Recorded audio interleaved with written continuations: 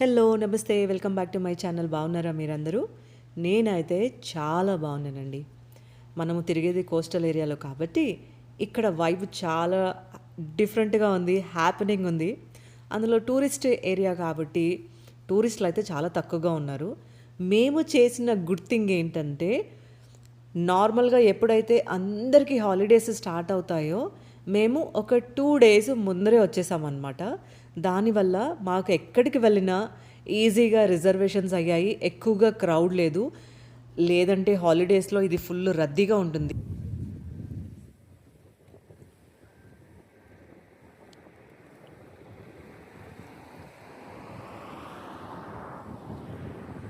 What is that red thing under the water?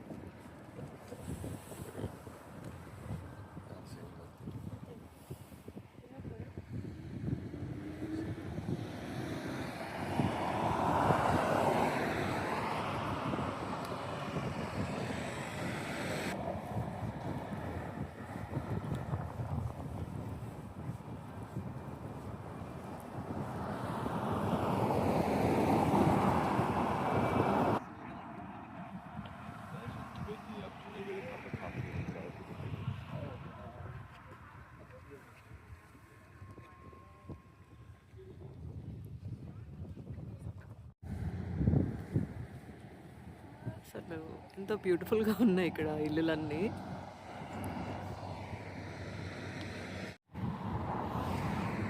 So ఇప్పుడు మనము అక్కడ ఒక ఐలాండ్ ఉంది, అక్కడికి వెళ్తున్నాం అన్నమాట.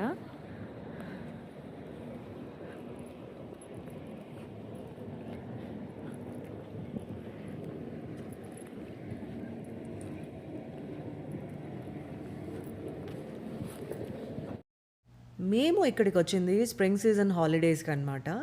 ఈ ప్లేస్ అంతా చూస్తే నాకు యూరోప్ గుర్తొచ్చిందండి. యూరోప్లో కొన్ని ప్లేసెస్లో ఇలా వాటర్ ఫ్రంట్ హోమ్స్ అసలు చాలా చాలా అందంగా ఉంటుంది చూడడానికి. నాకు యూరోపే గుర్తుకొచ్చిందనమాట కొన్ని ప్లేసెస్ యూరోప్లో. ఇక శాన్ ఫ్రాన్సిస్కో వచ్చేస్తే ఇక్కడ ఎక్కడ చూసినా బోల్డ్ అన్ని చిన్న చిన్న ఐలాండ్స్ ఉన్నాయన్నమాట. ఇక వాటర్ అయితే మీరు ఓషన్ అంటారా, సీ అంటారా, బ్యాక్ వాటర్ అంటారా, ఏదైనా పేరు పెట్టండి. నేనైతే నా నోటికి ఆ టైంలో ఏదొస్తే అది అనేసాను. కానీ చుట్టూ సముద్రపు నీళ్లు, మధ్యలో ఐలాండ్స్ అనమాట. బ్యూటిఫుల్గా ఉంది, వెదర్ ఎక్సలెంట్ ఉంది. ఇక మేము నిన్నటి వీడియోలో మీకు బ్రిడ్జ్ చూపించాను కదా, ఆ బ్రిడ్జ్ ఈరోజు వీడియోలో ఎక్స్ప్లోర్ చేయబోతా ఉన్నాము. ఇదంతా పార్కింగ్ అనమాట. ఈ పబ్లిక్ పార్కింగ్ ఎక్కడ చూసినా ఫుల్ అయిపోయింది. ఈ చుట్టుపక్కల ఇక్కడ పెయిడ్ పార్కింగ్ కూడా లేదు. మేము పార్కింగ్ కోసం వెతుక్కుంటా ఉన్నామన్నమాట. కానీ క్లైమేట్ అయితే భలే బాగుందండి, ఎక్కడ చూసినా అందంగా ఉంది.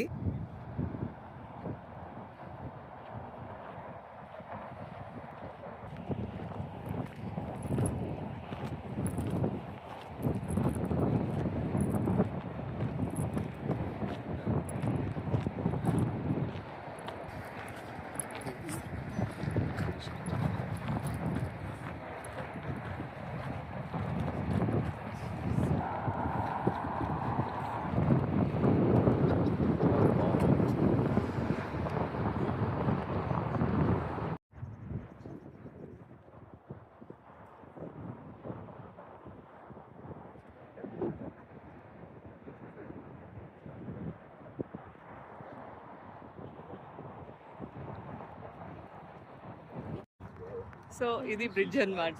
సూపర్ ఉంది చూడడానికి.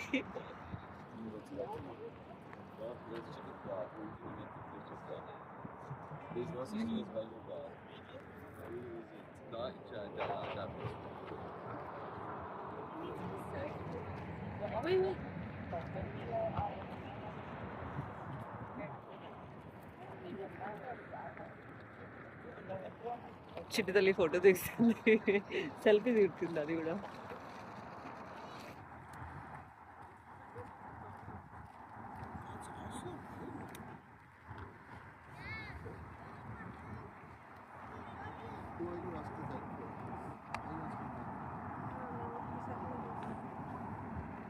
చూసావా ఇక్కడ నుంచి ఓషన్ మోడ్లో పెడితే అదంతా చాలా పెద్ద గన్స్ ఉంది ఇక్కడ. గన్స్ పెట్టేవాళ్ళ? ఓకే. చాలా పెద్ద. World war 2లోనా? ఓ,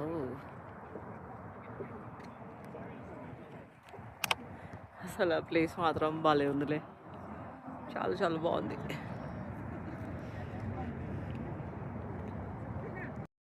అమెరికాలో స్ప్రింగ్ సీజన్ హాలిడేస్ ప్రతి స్టేట్లో కూడా డిఫరెంట్ డిఫరెంట్ టైమ్స్లో ఉంటాయన్నమాట. ఇక మా స్టేట్లో కూడా స్ప్రింగ్ సీజన్ హాలిడేస్ అయితే ఇచ్చారు. కానీ అన్ని స్కూల్స్తో పోలిస్తే మా పిల్లల స్కూల్కి హాలిడేస్ కాస్త త్వరగా ఇచ్చారనమాట. ఆ కారణం చేత మేము ఇక టికెట్స్ బుక్ చేసుకొని వచ్చాము రద్దీ లేకుండా. అసలు హాలిడేస్ సీజన్లో అయితే మీరు ఎక్కడికి వెళ్ళినా ఇలాంటి ప్లేసెస్ చాలా రద్దీగా ఉంటాయన్నమాట. ఇక ప్రొద్దున్నే బయట తిరగడానికి అంత ముందర మెక్డొనాల్డ్స్లో బ్రేక్ఫాస్ట్ ఒకటి తీసేసుకొని తినేసాము. ఇక ఇక్కడ వచ్చేసి ఇంచుమించుగా 2:35 2:45కి మేము లంచ్ చేస్తున్నాం అనమాట. మధ్యలో స్నాక్ కూడా అప్పుడప్పుడు మింగేస్తూనే ఉన్నాము. ఇక ఇక్కడ కోస్టల్ ఏరియాస్లో ఫుడ్ చాలా బాగుంటుంది. ముఖ్యంగా ఈ రెస్టారెంట్ పేరు వచ్చేసి పెసిఫిక్ క్యాచ్ అనమాట. సో ఫుడ్ అయితే అమేజింగ్ ఉంది. నాకైతే చాలా నచ్చింది. మా పిల్లలు కూడా చాలా నచ్చింది. మేము ఎక్కడైనా వెకేషన్కి ప్లాన్ చేసామంటే ముందు మా పిల్లలు ఎక్కడెక్కడ ఫుడ్ బాగుంటుంది, ఏ ఏ ఏరియాస్లో ఎలా డిఫరెంట్ డిఫరెంట్ ఫుడ్ ట్రై చేయాలి అని వాళ్ళు ఒక లిస్ట్ పెట్టుకుంటారనమాట. అదేవిధంగా మా హస్బెండ్ కూడా ఏ ఏ ప్లేసెస్ తిరుగుతారో, ఎక్కడెక్కడికి మేము వెళ్తాము, ఏ టైం నుంచి ఏ టైం వరకు, ఇవన్నీ మా పిల్లలకి ముందే చెప్పేసి ఉంచుతారనమాట. హాలిడేస్ అనండి, వెకేషన్ అనండి, ట్రావెలింగ్ అనండి, అందరికీ నచ్చుతుంది నాకు తెలిసి అయితే. అందులో ఓపిక ఉన్నప్పుడే 4 ప్రదేశాలు తిరగాలి. ఓపిక ఉన్నంత మాత్రాన సరిపోదండి. కొన్ని సందర్భాలలో తిప్పే వాళ్ళు ఉండాలి, మనతో తిరిగే వాళ్ళు ఉండాలి, అందులో ఫ్యామిలీలో అందరూ ఫ్రీగా ఉండాలి. ఫ్రెండ్స్తో అయితే వాళ్ళకే సరిపోతూ ఉంటాయి. ఇలా బోల్డన్ని రీజన్స్ ఉంటాయి. సో అవి ఉండాలి అని అనుకుంటూ వెయిట్ చేయడం కంటే ఎప్పుడు వీలైతే అప్పుడు గబుక్కున ప్లాన్ చేసేసుకొని అలా బయట తిరిగేస్తూ ఉండాలి. ఇక మా పిల్లలకైతే బయటికి వచ్చాము అంటే డిఫరెంట్ డిఫరెంట్ కుజిన్స్ ట్రై చేయడం ఇష్టం అనమాట. ఇక వాళ్ళతో పాటు నేను కూడా నలుగురిలో నారాయణ. నాకు కొన్ని నచ్చుతాయి, కొన్ని నచ్చవు.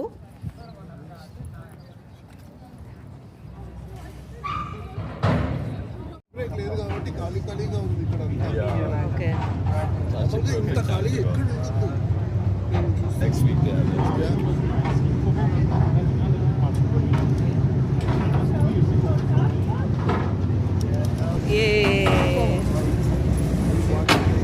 Same thing.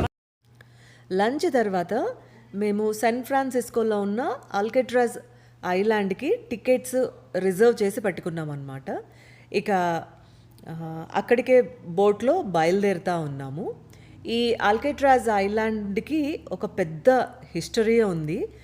ఇది ఉత్త ఐలాండ్ కాదనమాట. ఇది వచ్చేసి ఫెడరల్ ప్రిజన్ కూడా, అంటే జైలు. ఇది 1934 33 అండి, నాకు డేట్ సరిగ్గా గుర్తులేదు. బట్ ఇంచుమించు ఇది ఒక 1-2 ఇయర్స్ అటు ఇటుగా చెప్పా. 1934 నుంచి 1964 అన్ని సంవత్సరాలు ఆ ప్రిజన్ అయితే నడిపారనమాట.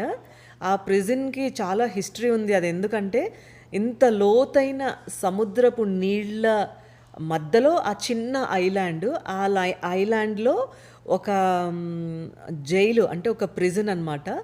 ఆ ప్రిజన్లో నుంచి 2-3 క్రిమినల్స్ ఎస్కేప్ అయ్యారనమాట. సో ఆ ప్రిజన్ని చూడడానికి ఇప్పుడు మేము అక్కడికి వెళ్తూ ఉన్నాము. శాన్ ఫ్రాన్సిస్కో రావడానికి ముందర మా బాబుగాడు అక్కడికి వెళ్ళాలి అని అనుకున్నాడు. సో అక్కడికే తీసుకెళ్తున్నాము. బోట్లో వెళ్తున్నాము. అందులో ఐలాండ్, ప్రిజన్ అంటే చాలా ఇంట్రెస్టింగ్గా ఉండబోతుంది. In just a few, we'll go over everything from where to get those audio guides, special programs, exhibits. We've got our gardens open today and so much more. So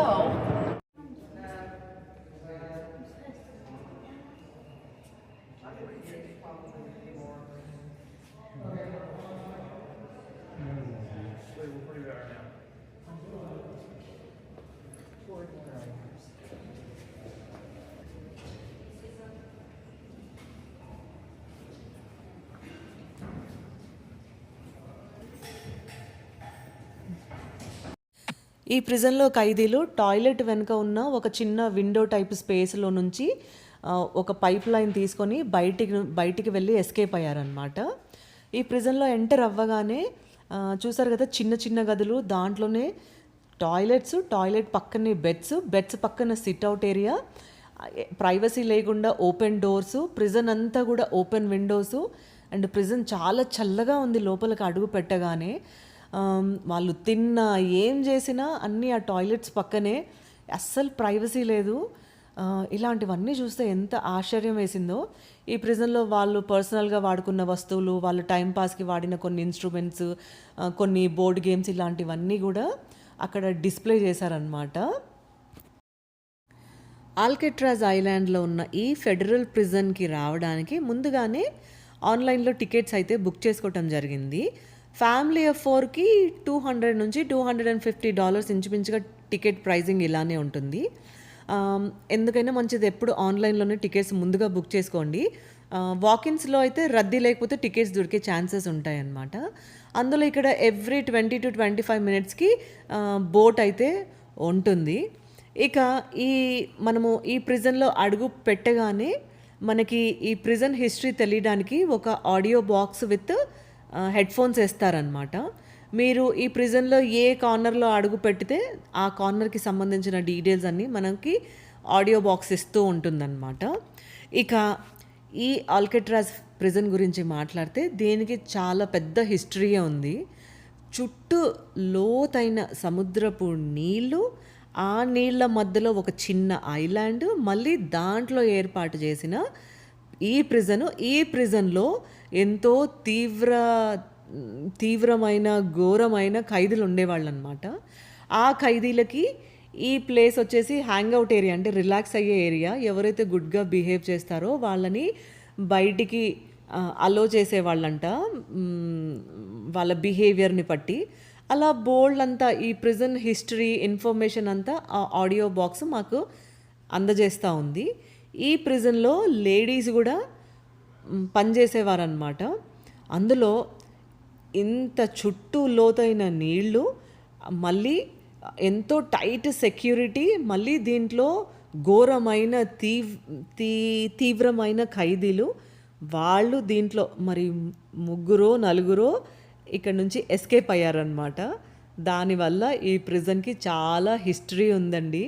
ఇక్కడ పనిచేసిన వాళ్ళ గురించి, ఇక్కడున్న ఘోరమైన ఖైదీలు, వాళ్ళ పిక్చర్సు, ఇలాంటివన్నీ చూస్తుంటే చాలా ఇంట్రెస్టింగ్ అనిపించాయి. నేను మళ్ళీ చెప్తున్నా, నా ఎంటైర్ లైఫ్‌లో నేనెప్పుడు ప్రిజన్ చూసిందే లేదు. అందులో ఇక్కడ ప్రతి సీజన్‌కి వెదర్ మారుతూ ఉంటుంది.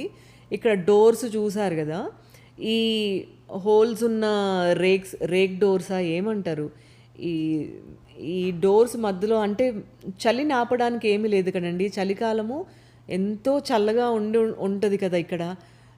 అలానే ఉండేవాళ్ళు. అందులో బాగా తీవ్రమైన పనిష్మెంట్ ఇవ్వాలి అంటే ఇట్లా లోపల పెట్టేసి మొత్తం ఆ చీకటి గదిలో తలుపులేసేసి ఉంచేవాళ్ళనమాట.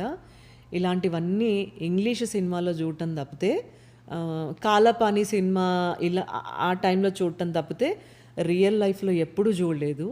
ఇక ఇలాంటివన్నీ చూస్తుంటే నాకెంత ఆశ్చర్యం అనిపించిందంటే, అసలు ఐలాండ్ ఏంటో, మళ్ళీ దాంట్లో ప్రిజన్ ఏంటో, మళ్ళీ ఆ ప్రిజన్‌కి భూమి మీద నుంచి నీళ్ళ మధ్యలో ఉన్న ఈ ప్రిజన్‌లో ఆ మనుషుల్ని పెట్టడం ఏంటో, ఇంత తీవ్రమైన పనిష్మెంట్ ఉండేదా అని చెప్పి అనిపించింది. ఈ ప్రిజన్‌లో డిఫరెంట్ బ్లాక్స్ ఉన్నాయి. తీవ్రమైన నేరస్తులకు ఒక బ్లాకు, నార్మల్ నేరస్తులకు ఒక బ్లాకు, అలా ఉన్నాయన్నమాట. ఇక్కడ నేరస్తులందరికీ కూడా లైబ్రరీ, తర్వాత గార్డెనింగ్ చేసుకోవచ్చు, తర్వాత కెఫ్టేరియా, ఇలా బోల్డన్ని ఉన్నాయన్నమాట. కానీ అవన్నీ వాళ్ళు ఎర్న్ చేయాల్సి ఉంటుంది, అంత ఈజీగా రావు. వాళ్ళకి ఫ్యామిలీ నుంచి వచ్చిన లెటర్స్ చదవాలన్నా వాళ్ళు దానికంటూ డిసిప్లిన్‌గా, చెప్తున్నాను కదా, ఏది వాళ్ళకి ఈజీగా ఉండదు, అన్నీ ఎర్న్ చేయాల్సి ఉంటుందన్నమాట. ఇక ప్రిజన్ అంతా చుట్టుముట్టిన తర్వాత ఆడియో బాక్స్ మనం రిటర్న్ ఇచ్చేసి బయట చూడడానికి వచ్చేసాము. చూడండి, చుట్టూ నీళ్ళు, మధ్యలో ఈ జైలు అనమాట. అందులో ఈ జైల్లో పనిచేసే అధికారులకి వాళ్ళ ఫ్యామిలీస్కి కూడా ఇక్కడ క్వార్టర్స్ ఉండేటి అంట. ఇప్పుడైతే ఈ ప్రిజన్ని క్లోజ్ చేశారండి. ఇప్పుడు ఈ ప్రిజన్ నడవట్లేదు. కొన్ని సంవత్సరాల వెనక ఇది క్లోజ్ చేశారు. ఇప్పుడు టూరిస్టుల కోసం మాత్రమే ఇది ఓపెన్ ఉంది.